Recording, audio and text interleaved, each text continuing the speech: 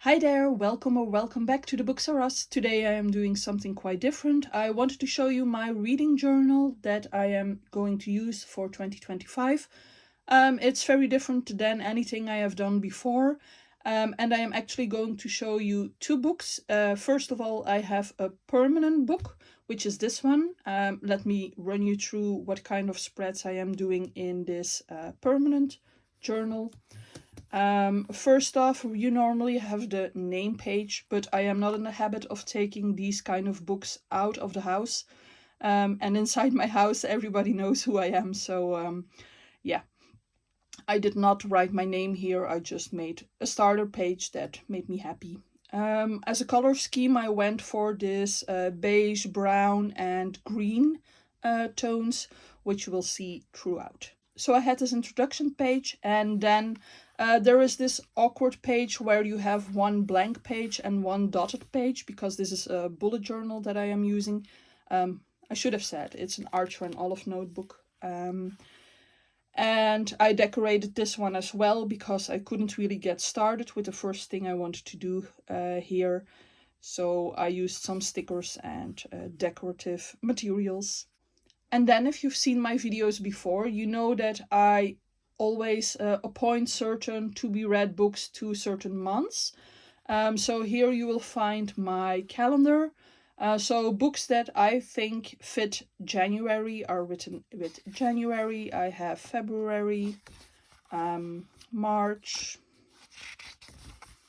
April, May, June, July, August, September, October, November, and December. Now in this one you can see that I already ticked off, well, not ticked off, but I already indicated which books I have read because I set this up a few days ago or a week ago.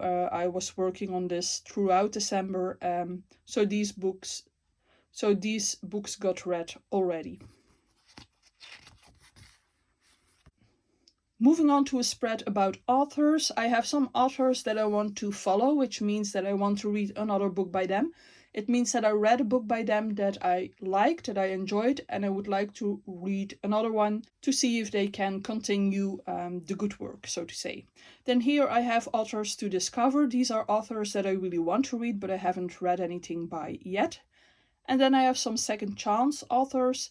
Here we either find authors that I have read something by that I didn't like, or authors that I have read two books by, one of which I liked and one of which I didn't, and then the third one will sort of decide if I want to continue following this author or not.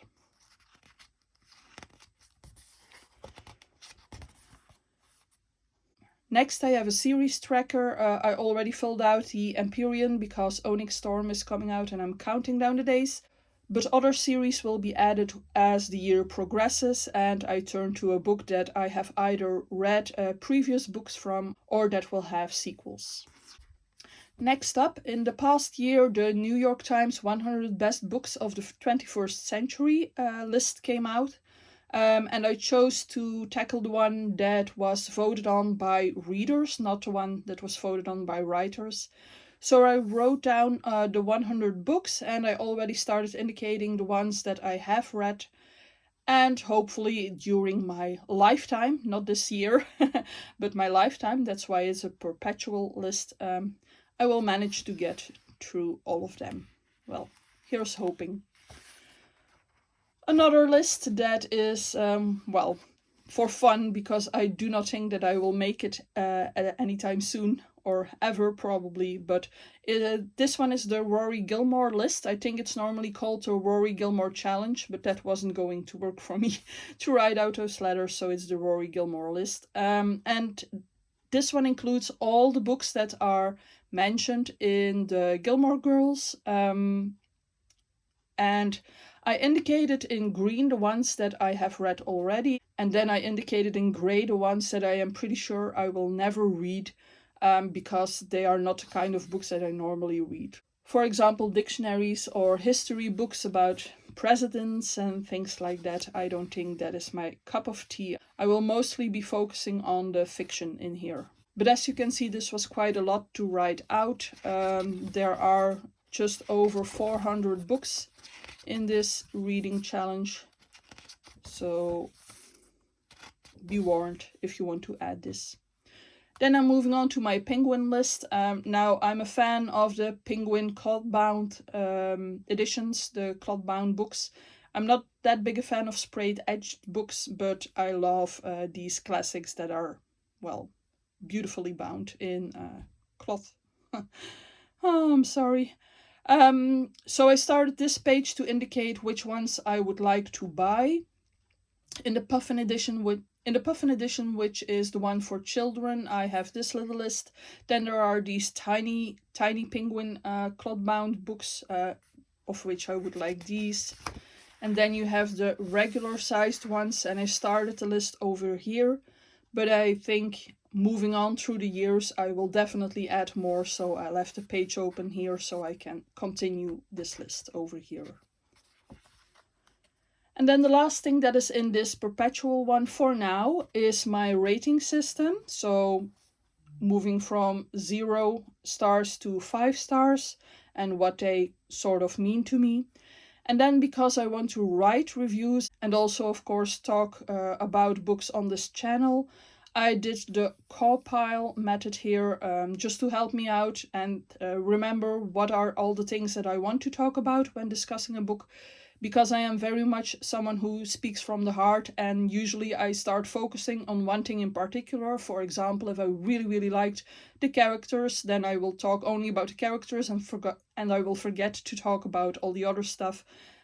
So this one is hopefully going to remind me. Now I know myself and I know that I will want to add other lists, probably lists like more books that I want to buy or books that I want to get. Or other reading challenges that I might come across. So the rest of this book is still blank, so I'll be able to add that. But as this one, as I said, is perpetual, normally this one will get filled out eventually.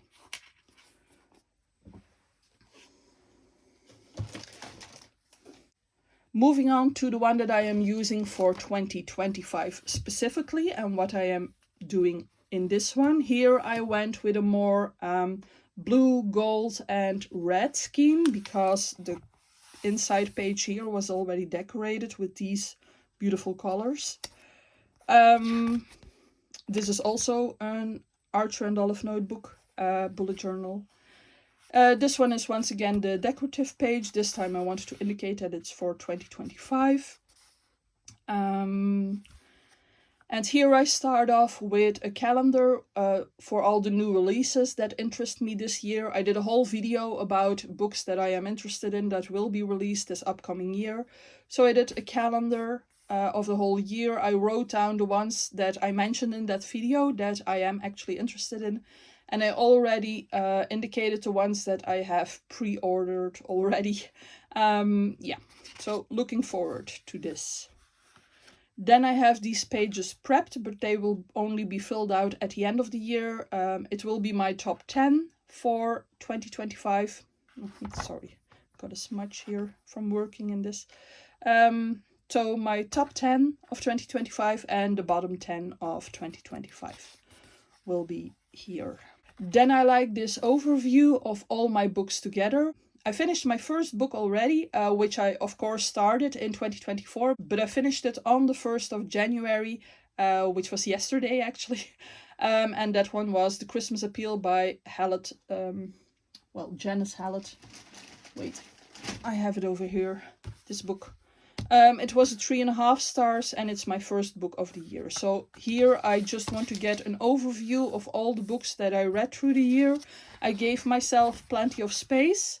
But last year I read 87 books, which would mean that I would actually, if I read as many books in 2025, that I would end up somewhere around here.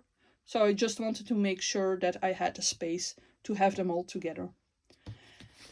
And then the last page that I am doing as an annual overview, are these graphs. In this one, I am looking at how many books I am reading in each month, just to see if there are specific months when I'm reading more or less, depending probably on my job and the amount of work that I have to do.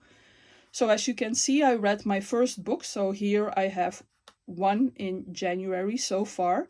This one is white because it was a 3.5 stars. I want to indicate or I want to color code my ratings. So at the end of the year, I can look at this and I can see like January was, for example, a very good reading month, a lot of white and blue books, or April was a really bad reading month, more of a pink, red, purple color scheme.